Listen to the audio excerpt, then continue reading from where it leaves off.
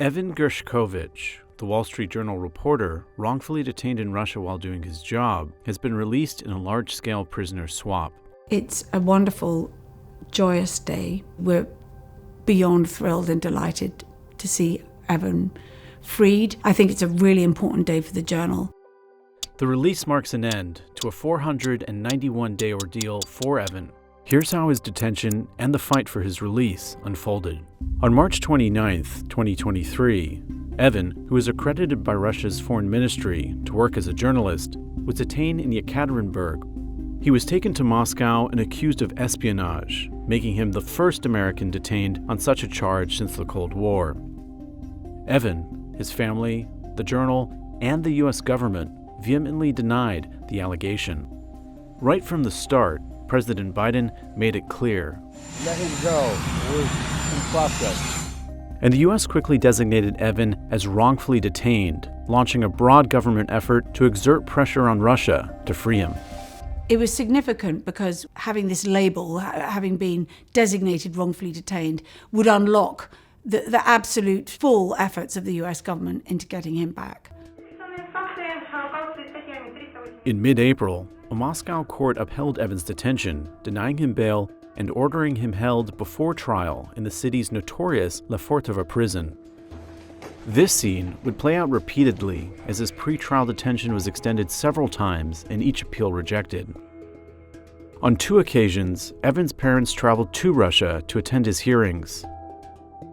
Here, on their second trip, video showed them speaking with him face-to-face. I was just beside myself, so happy. We were in deeply in our conversation. We were smiling and laughing. And the guard brought me back to reality that I'm in a courtroom. My son is in this aquarium, in this cage. And I had to realize where I was because I lost myself in that conversation. I was so happy to see him. On October 26th, Evan turned 32 in prison. As 2023 came to a close, the U.S. State Department gave an update on its latest proposal to secure the release of Evan and Paul Whelan, another American imprisoned by Russia and considered by the U.S. to be wrongfully detained. This was a new proposal in recent weeks. It was a significant proposal, and it was rejected by the Russians. But it will not deter us from continuing to do everything we can to try and bring both of them home. Then, in mid-December, in his first public comments on Evan's case, Vladimir Putin provided an update of his own. Мы не то чтобы отказались их возвращать. Мы не отказываемся. Мы хотим договориться, и эти договоренности должны быть взаимоприемлемыми и должны устраивать обе стороны. In an interview with Tucker Carlson in February of this year, Putin made further comments on Evan's case. I just want to ask you directly if, as a sign of your decency, you would be willing to release him to us and we'll bring him back to the United States. In theory, we can say that we do not rule out that we can do that if our partners take reciprocal steps. It was good to hear his name being mentioned by Putin. At the time, we felt, well, the fact that he's bringing it out into the open is a sign that he's looking towards doing a deal. On February 9th, President Biden and German Chancellor Olaf Scholz met quietly in Washington. One of the agenda items was the possibility of a complex prisoner swap that might see Evan, Paul Whelan, and the prominent Russian opposition leader Alexei Navalny freed in exchange for Vadim Krasikov, a Russian hitman serving a life sentence in Germany for murder. Both administrations agreed to explore the idea further, but just 1 week later, and before the White House could make a formal proposal to Moscow, Alexei Navalny's death in a Russian prison sent shockwaves around the world. I remember I felt sick. My immediate thought was for Evan's parents. I was impressed at Ella's steadfastness.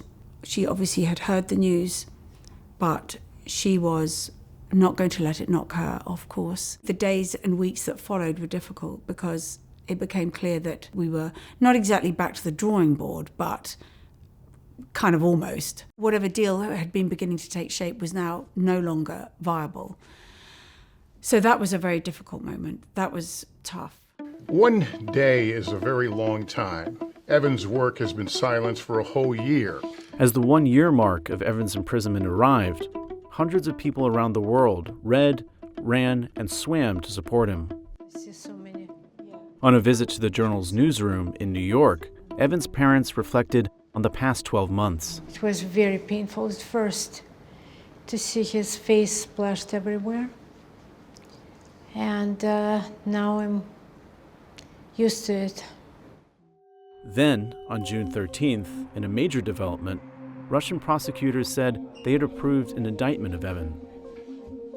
And less than 2 weeks later, he was transferred from Moscow back to Yekaterinburg for the start of a secret trial that both Washington and the Journal called a sham. You know, one of the big problems with Evan's ordeal were these long stretches where nothing would happen. The pre-trial detention would get extended, he'd go back to prison in Moscow, and we'd wait for an appeal, which would get rejected, and we'd seem to have got into this pattern. So when they actually set a trial date and moved him to Yekaterinburg, it was a moment. The next hearing had been set for August, but it was moved forward by nearly a month to July 18th, following a request from Evan's lawyers. To date, Russia has provided no evidence of a crime and has failed to justify Evan's continued detention. Evan should not be detained, Paul Whelan should not be detained, and both of them should be immediately released. The trial concluded on July 19th. Evan was sentenced to 16 years in a high-security penal colony. Clearly very bad news. On the surface, very, very bad news. More than just on the surface, it just was bad news. And we reported it as such, and we spoke out against it. But inside and behind the scenes, it was difficult. This was bad news that could also represent good news, because we were hopeful that by having got through the legal process, we could then move into the next phase, which would be a political solution. Just 2 weeks later, Evan was finally freed in a prisoner exchange. The main protagonists here are Evan and his family.